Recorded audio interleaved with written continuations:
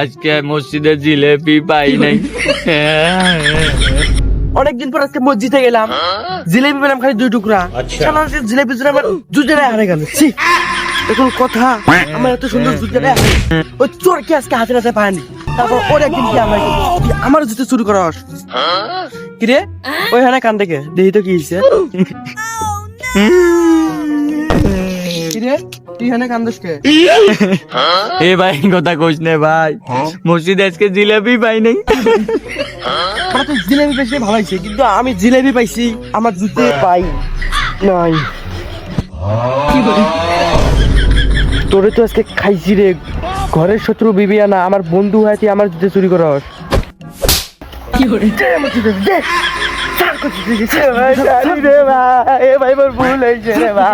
পাইছি জুতো উদ্ধার করতে পাইছি।